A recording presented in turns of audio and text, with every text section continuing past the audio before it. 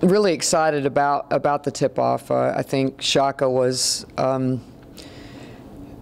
extremely proactive and creative in that idea a few years ago and bringing basketball to Gregory Gym. And obviously that's not where we can play all of our games, but I think the idea of showcasing his team in front of the student body in particular was a tremendous idea. And I want to thank really our administration, CDC, I can't say enough about, and just his overall aura that he has given our athletic department and the all-in and the family environment that we have now. And you know, when I asked a few weeks ago if there was a chance that we could just be a part of it, you know, his answer was, that's a no-brainer. I mean, we should definitely have both teams showcased at this event. So thrilled that Shaka obviously is a part of that, and that he's welcomed our team to the tip-off. You know, the exciting thing about that is that I think the party starts at 4:30. So lots of things, lots of interactive ideas that will go on outside. A little bit of a carnival atmosphere that'll happen at 4:30. The doors will open at 6, and then I think they're going to try to pack that place with the students and obviously give them a glimpse of the women's team and the men's team. And then we'll have some fun contests. There'll be some three-point shooting and a little bit of scrimmaging, and you know, I have to say that if Sedona would have been healthy, we probably would have thrown her in the dunk contest, but we're not quite ready for that. But I'm really appreciative that we're a part of it. I know our kids are. They'll have a good time. Coach, it's kind of hard to believe that it's already here. You know, that you're just 2 days away from this big event that you're talking about. It is really hard to believe. I mean, I've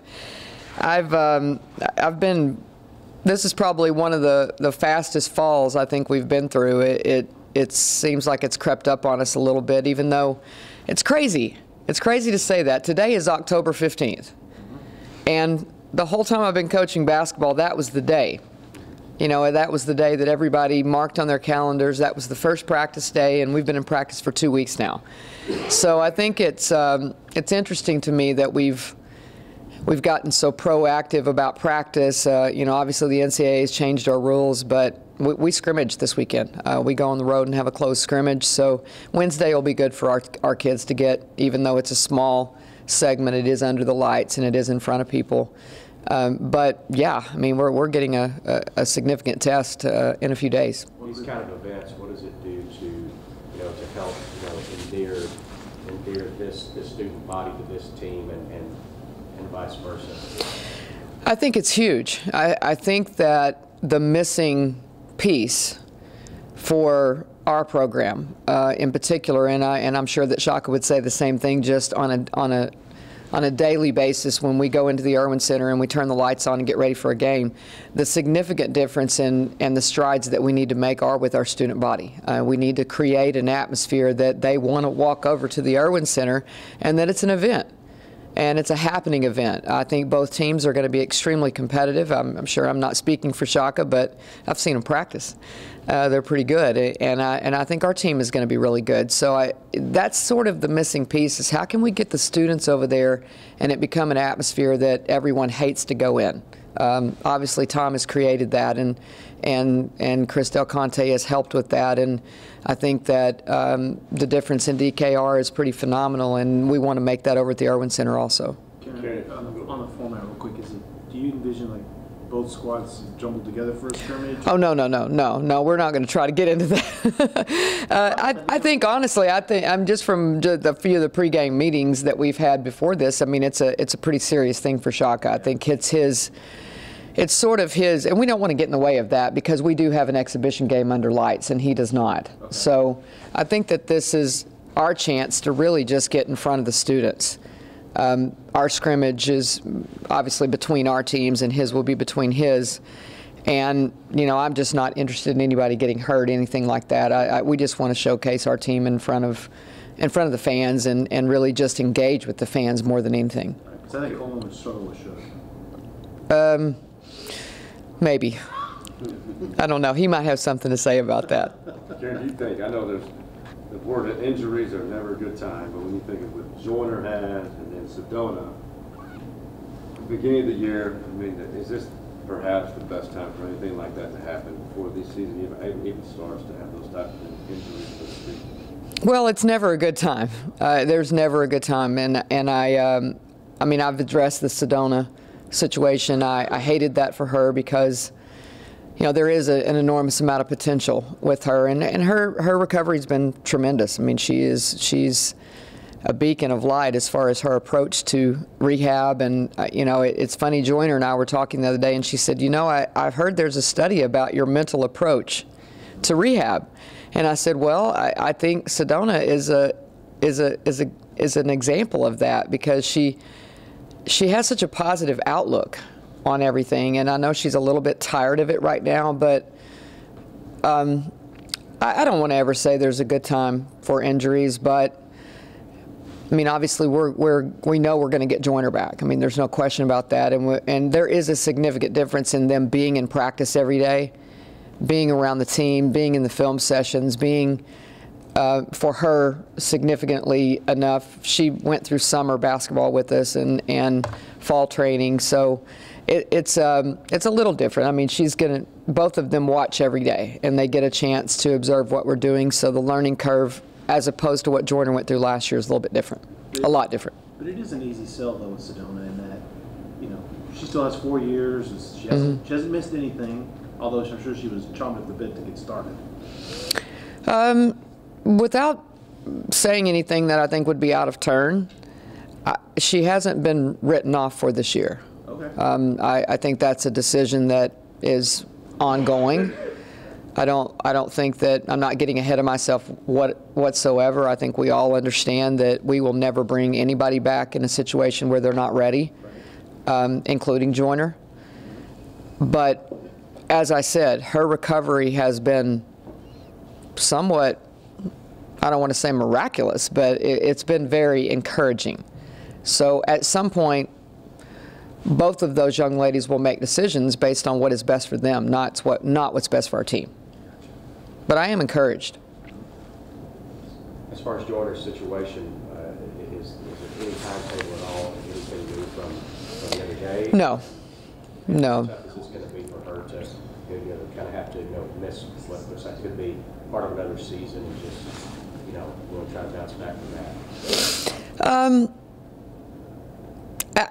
I think it is tough for her. I don't want to speak out of turn again for her, but she worked really, really hard to make up for lost time, so to say, and to really get herself in a position to be prepared to really impact our basketball team this year, and I'm proud of her.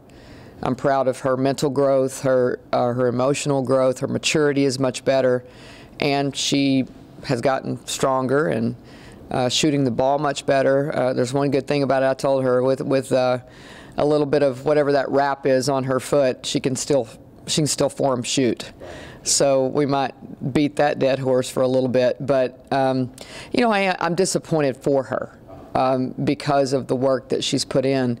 But again, it's significantly different than the situation she was in last year, because she's around us and she sees what we're doing every day, and she's a very cerebral player. I mean, she's not one that can't watch and pick up, so I think it's dramatically different. But no, we do not have a timeline. What is the status of Sedona Prince, and is it possible she could play this year? I'll give him those. Okay. I'll give him those. I just Oh, you already did. I just addressed You Sedona. started the movie early, by the way. I did. I have a recruiting job to do today. But what is Joyner? You didn't get into details about Joyner. What do you project her status officially? She's out right now for. When can she return? We don't know. We do not know. I mean, it would be similar to. I mean, obviously not as long as the situation with Sedona. I mean, she is coming back. I mean, we know that for sure. It's hard. You know, healing time is on. It's their mental capacity and their physical capacity. Sure. Does the injury to Joyner, does that change the way you might want to play? Like last year, you had 3 guards. I was thinking maybe you might have 3 forwards and centers this year. I mean, are you back to maybe being guard heavy instead of the big 3 girls in the middle? I would say right now we are having to to shift some things a little bit? I mean, that's a great question, and I think as we go along, we'll learn each other a little bit. This is a team that definitely is going to have to find their identity more than once, and we haven't even found it one time yet. So we're in the process of all of that. But I will say that we had to go a little bit back to the drawing board, not only because of Joyner and Sedona's injury, but also, without disclosing too much information, Mide had a minor injury also that she's been out. So you're talking about 3 front court players that we've not had, or off and on we've not had them. Mide is back, and I will say that she is, I think, prepared to help our team, and her number's been called right now, and she's ready. But you know, you do look at players like Jada Underwood and Audrey Warren, a freshman, that are true perimeter players that will probably be asked to play the small forward position until we get those guys back. And then you start to go back to a little bit of a different playing style than probably what we would have anticipated. But the great thing about it is that so many of our players are familiar with some of the offensive schemes that we ran last year with a small lineup, so with Ariel at the 4. So I think that we can go back to that, and it's not like we're starting from ground zero. We can actually go back to some schemes that we ran last year and had a lot of success with. I mean, we still have guards that can really go downhill. And we have a significant shooter in Danny Williams. What about Danny and Collier, their coach? Newcomer of the year, freshman of the year. What can we expect to see out of them Wednesday, and what do you like about them so far? Well, you're not going to see much on Wednesday. We're going to just try to have a little fun with that and enjoy that and not stress about that too much. Again, getting ready also to go on the road this weekend to a close scrimmage. But the fun thing about Charlie Collier is that, I mean, she's extremely talented. But as I told her this week and the staff, I mean, we're going to get baptized really quick. Charlie is. And it will be fun to watch her grow. Because she's not, I don't know that any freshman is really necessarily ready for what's going to be put on her early. But I think and when you ask what are some of the silver linings, if you can ever find one behind an injury, I think it's that there's some of the young players will be asked to do some things with a different set of pressures, maybe, so to say, than they would have. They would have played regardless, so don't get me wrong about that. They're very talented. But there will be a different, probably, mindset for them. And I think that the learning curve is going to be very fast for Charlie.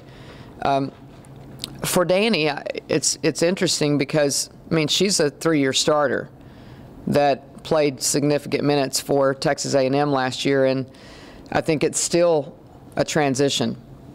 You know, anytime you try to learn someone else's system, and in particular our defensive system is, I think, a little bit different than what she played.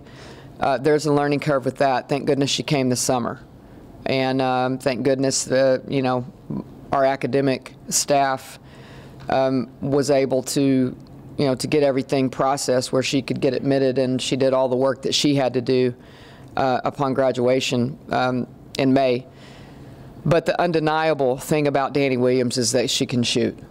And I think if you looked at our team going into the fall, no injuries. If you just put that aside and said, okay, what would be the question mark about Texas, it would have probably been the three-point shooting. It probably would have been who's going to be your sniper, so to say. And Danny will get more comfortable as she goes along. I think the first few games she'll be a little uncomfortable maybe. But, again, you can't deny the fact that she can really shoot. She compared to Brooke as a three-point. She's different. She's a gunner. How's she different? She's a gunslinger. Brooke wasn't a gunslinger. I wouldn't call her that. Danny is a gunslinger. Danny's going to let that thing fly, and she has no conscience whatsoever. If she shoots 5 air balls, she's going to shoot the 6th one and think it's going in, and that's a good mentality. I mean, you have to have a few kids like that they know they're pretty good at what they do, and they're going to keep doing it. Of the freshman class, who's really impressed you early on through the offseason? Each one of them very differently. They're very talented, but I think what's been strikingly positive about them is their attitude and their willingness to try to do the things that you ask them to do. I mean, they're typical freshmen. There's a learning curve for them, but I do enjoy the fact that they come in every day and try to get done what needs to be done. I mean, they have days that are very difficult for them, but they're not very drama-filled, and I enjoy the fact that they're trying to figure out how to mold in with our older players. I mean, you know, obviously Sedona was very impressive this summer, and I was, you know, our team was very encouraged by what they saw when she showed up this summer, and you know, went to the U19s and I mean the U18s and played significant minutes before the injury. So she was on her way, and will pick back up, I'm sure, right where she left off, because that's just who she is. Charlie's been really impressive in a sense of, you know, post play is hard. I think it's a hard adjustment because, you know, in high school you kind of have to just stand upright if you're 6'4", and not a lot of movement. There's usually 2 or 3 people surrounding you, and if you touch anybody, it's probably a foul. And now nothing is a foul. So that learning curve for her has been pretty big. But I enjoy coaching Charlie. I think she's, again, the baptism will be quickly for her, but she's very talented too. She has a really good feel for the game, and it's just she's processing a lot really fast, as is Joanne. You know, Joanne is a great athlete. She will be a crowd favorite as far as what she can do on the defensive end. High motor, lots of things, unbelievable student. Things that I'm really going to enjoy coaching about her, and I can see her being one of those players that every coach wants, which is somebody that can be my defensive stopper. And then Audrey Warren has probably been, she's not been a surprise to our coaching staff, but I think to the casual fan or people that will see her play, she'll be the biggest surprise because no one really knows a lot about her. But probably one of the highest IQ kids that I've had as a freshman. She really gets how to play the game, and she'll find her way onto the court because of that. Karen, you mentioned earlier the aura of CDC. Yeah. And kind of the attitude change. Do you think that, if we include that and the success the football program has had so far, does it increase the morale and maybe the expectation for other programs like your team? I mean, do you feel that? I feel the expectations regardless of how anybody else is doing, and I think we all do as head coaches. I think that we understand what the expectations are at Texas. You notice I've got my burnt orange and white on today. So I think that what's interesting about CDC is that he immediately walked in here and wanted to establish that there's a pride and a certain way about being a Longhorn. He embraced it really fast. I mean, there was no, let me try to figure this out. I mean, it was who he wanted us to be from the very get. I think what he has created is a camaraderie. I mean, he definitely has made it very clear to all of us what the expectations are. But he's also created an environment where we all feel very comfortable, and we feel like it's a family. And I think that it's been really fun to watch. I mean, the football team's been awesome to watch. I mean, and you know, I was here as an associate with Jody when we had that run of, I mean, it was unbelievable. You know, every day somebody was turning around winning something, and you know, there is a vibe that you get from the football team winning, but I think more than anything, it's a vibe that the athletes get from each other. You know, I mean, they see each other all the time. They run around together on the weekends. They see each other in the dining hall, and I mean, anytime there's a positive vibe and those guys are feeling great, I mean, that, you know, they're going to set the tone for everybody else. And I think that, I don't want to call it pressure. I think it's contagious. That's a great thing. While we're on the topic of the big picture, where are things right now with the arena? I mean, obviously Del Conte's raising money like crazy for the South End Zone. Where's the basketball arena? I don't think I can answer that, honestly. I don't know. I mean, it's every time we have a meeting, which is once a month, he meets with the head coaches. He gives us somewhat of an update, but it's nothing that's concrete enough for me to have a statement on that. This team going to be different. You know, it's so Brooke and Ariel driven.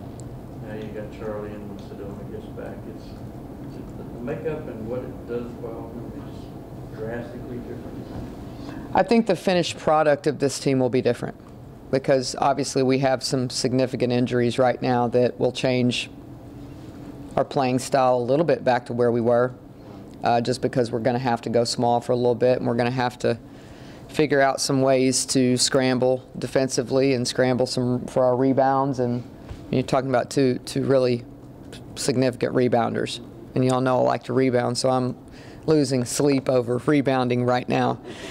But I'll say that I think that this team is a work in progress. What you're going to see the first semester, you know, we go to Florida at Thanksgiving and we play Quinnipiac right off the bat, who has had 2 years in a row they've had upsets in the NCAA tournament against Power Fives. Potential of playing Missouri and Duke, 3 games, 3 days. I don't know where we are. We'll find out really quick physically where we are with that schedule, and then we come back. And in December we have back-to-back games on the 2nd and the 9th against Mississippi State and Tennessee. And I think that all of those games, I mean, we could be throwing someone in there that hadn't played in a while, or we could be where we are right now.